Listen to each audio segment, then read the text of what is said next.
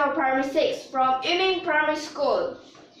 In this lesson, we would still have Primary School Challenging Math. So for this Primary School Challenging Math, we have learned before about remainders, arithmetic, algebra, probability, and of course, geometry. So we have learned before about these. But with these, we can solve a wide range of different questions. So for these questions, we'll need to look at what types of them we are looking at. So, different questions, there are different methods to use, which is very obvious, but sometimes similar questions, you must use similar methods. Okay, let's see, in this time, what kind of questions do we have? Squares, line segments, vertices, area, obviously, geometry. Second question, curve, circular arcs, center, circles, hexagons, area, obviously also geometry. So that means this time it is about geometry. But okay, these are all 2D geometry because sometimes there would be a 3D geometry. So now let's see. The first question, we have 5 unit squares and 2 line segments. So these line segments, we have these 2 lines. And they connect 2 pairs of vertices, and they're shown here. So what is the area of triangle A, B, and C? So let's see. We have triangle ABC. So for this question, we need to find a thing that is like similar to this. Well, I know that we can apply similar triangles, but we need to know which triangles are similar. So let's see what triangles are similar. So A, B, C. But first we know that A, we need to mark out those. So let's just draw a mini version here.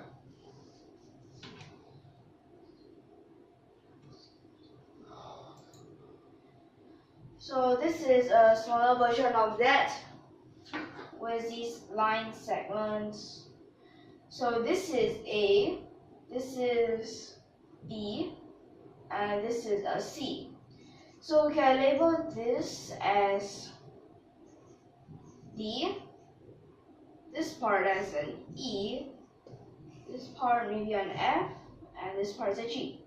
So by looking at these, we know A, D, and E, A, D, E, and B, F, G, they're congruent. These 2 triangles. So let me write that out. Triangle A, E, D is congruent to triangle F. Well, these angles, they must match. So this is the FBG. Like this, and wait, there's another line here. Okay, so these 2 are congruent. So that means their angles are the same, their side lengths are the same. So that means when it is like this, I think we might be able to put in the similar triangles. So let's see. These 2 are parallel lines. So that means we know angle BAE would be equal to angle AED because they're parallel and here's a line that goes through them, so we know about this. Then next, because of this part, this is actually this angle. So 90 degrees minus this. Wait, this is also a 90 degrees. So when you minus, this angle is exactly here. So that means angle ABC is also equal to angle AE. Like this. So we found these two. Then that means both of these would be a right angle. So angle ACB, that would be a 90 degrees. Like this. So now, because of all of these, so we can conclude that triangle ABC is similar to triangle EAD. Like this. Okay, so now we know that these are similar. So AB is the hypotenuse of that. Okay, yes, perfectly they matched. So this is right.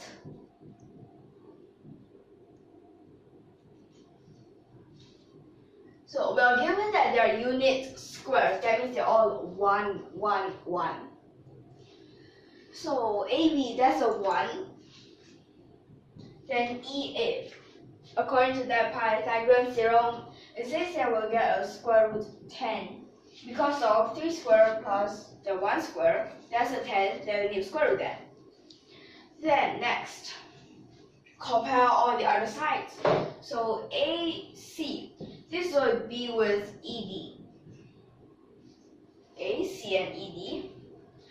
And BC with AD. BC with AD.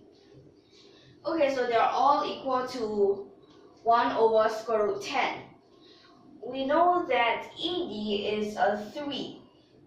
So that means AC over 3 is equal to 1 over square root 10. So that means AC, this would be 3 over square root 10. Then BC over AD. So we know that AD is a 1, so it's straight away BC equals 1 over square root 10. Then in order to find the area, this is simple because we know that this is a right angle triangle. We just need to use half base times height. That's half. So BC can be the height. Then AC can be the base, or the other way around. So that means like this. We'll have a total of 20 down there, so it's 3 over 20. Like this. So our final answer is 3 over 20.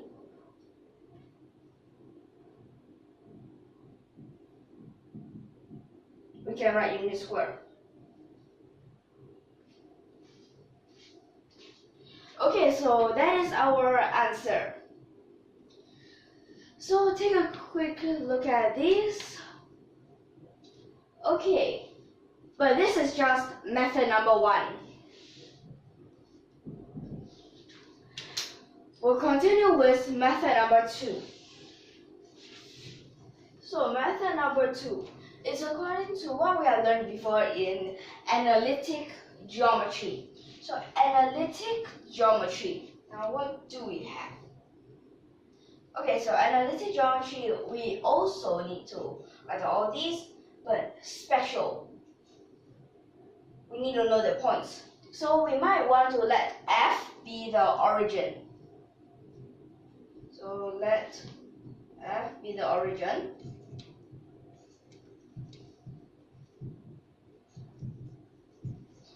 Okay, so here, draw this version again.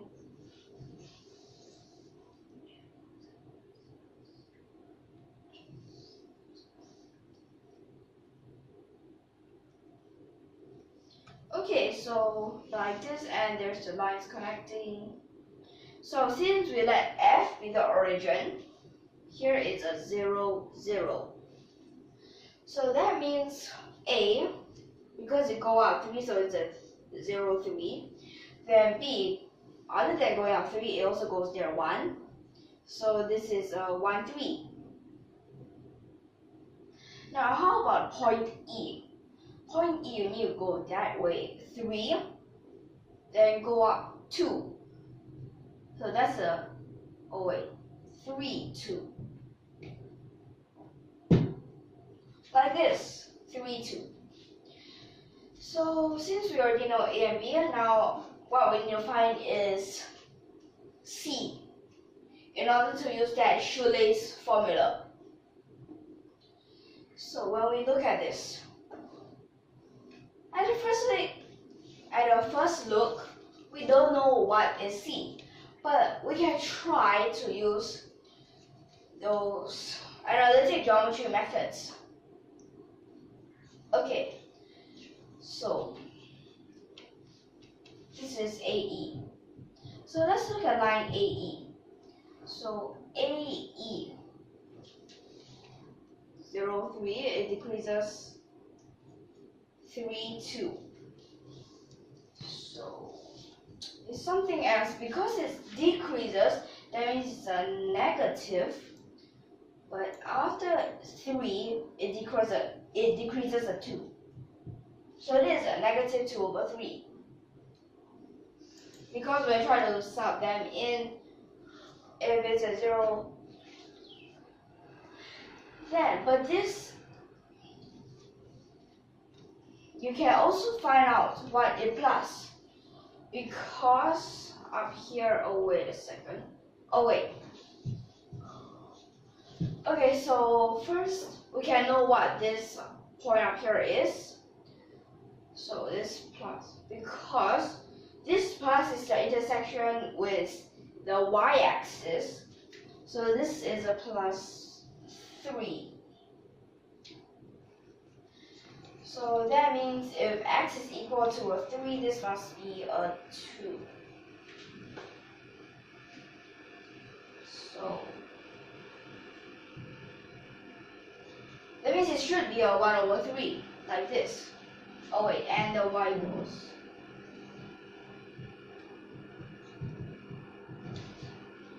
Like this. So we have AE now. What we need now is FB. For FB, from here, you know that this is perpendicular, so you can sure we use that. So that means it's a 3x. Then let's see, it intersects at the origin. No more.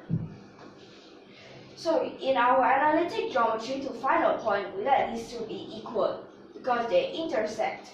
So these are equal, that means, so yeah, 10 over 9x. This move is equal to 3. So x, this would be a 27 over a 10, then the y. Okay, you can sub it into any one of them that you like. So when you sub them in, maybe we could try subbing in here. So that means we'll get 81 over 10. Like this. So that means, wait, so let me just check again. So when you add this, so this becomes a 9 over 3. Yeah. Oh wait, 9 over 3. There you go.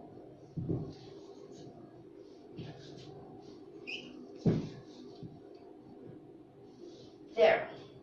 So now you know x and y, so just shoelace it. When you shoelace it, it is an anti-clockwise manner. So of course you have a half, then I might want to start from 0, 3. The next is this point, so that is a 9 over 10 and 27 over 10. Then here is a 1 and a 3, there's a 0 and a 3 again. So times, that's 0, times, well, you've got a, wait, there's a bracket, 27 over 10 there. Then here times, that means you have to plus a 3. Then now this is a minus, so minus a 27 over 10. Then this is also minus, that means 2 of this Yeah. So that means it's a half times these two cancel out. Then this is a 30/10. So that's a 3/10. So 3/10. What you get is a 3/20. There. So now both answers are the same. That means they are correct. So this is for the first question. We have two methods for the first question to check. Okay, so next, the second question.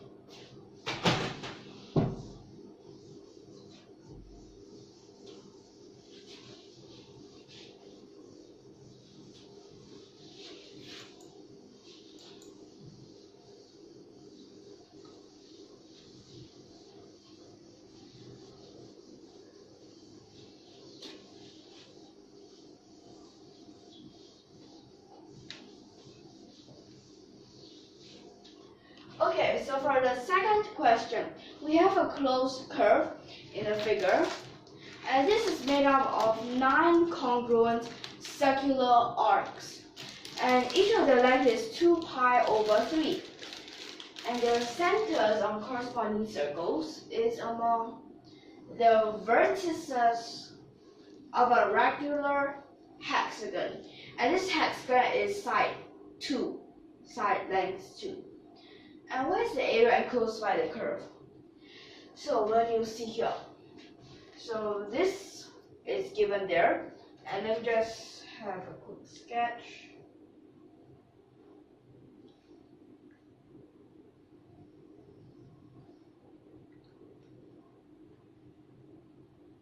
So something like this. Now the centers that they're saying is, for example, in this circle, at first it should be going down, but the arcs that are there, and this is also part of a circle.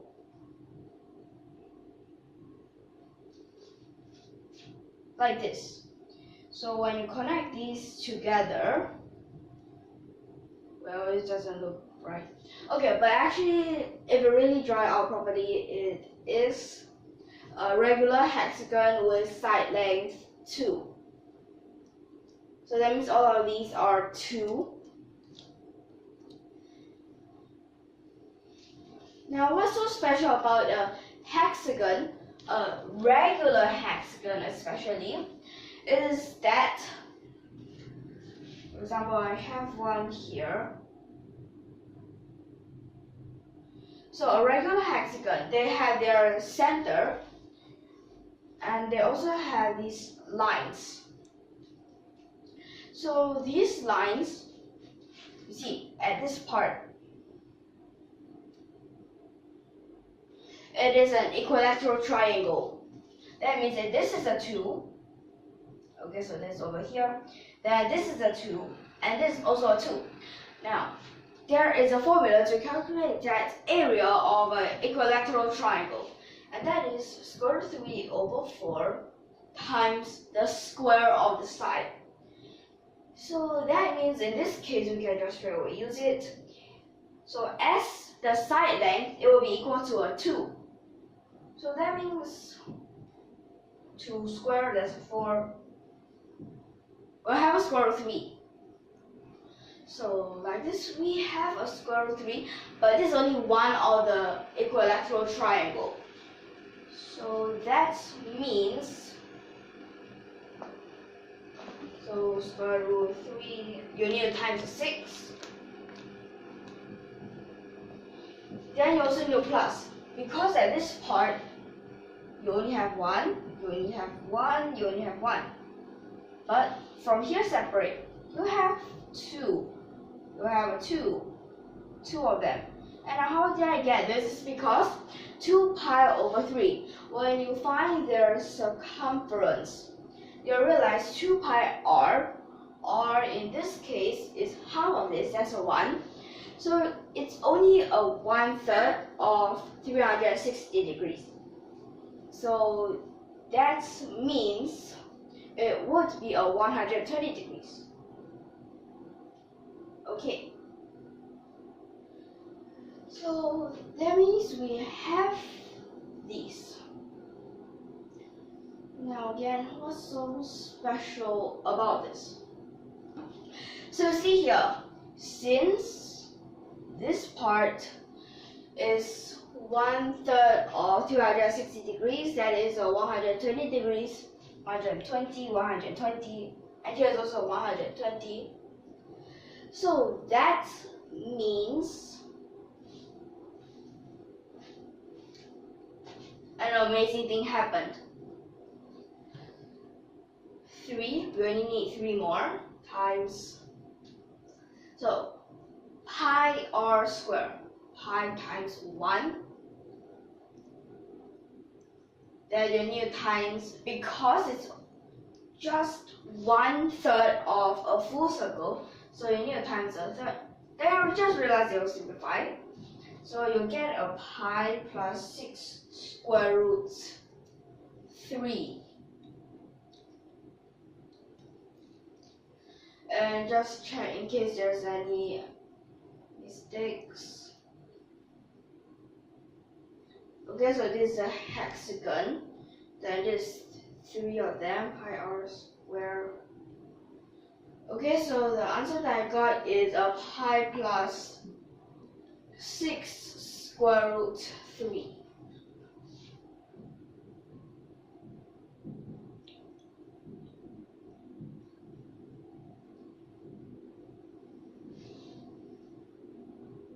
Like this.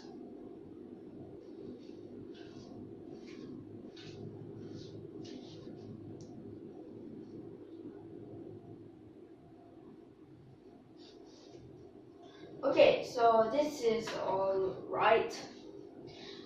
So for this, in this lesson, I hope that you can understand, and we'll see you next time. So if you like our videos, don't forget to subscribe to our channel. So we'll see you in the next lesson. Goodbye, and thank you for your watching.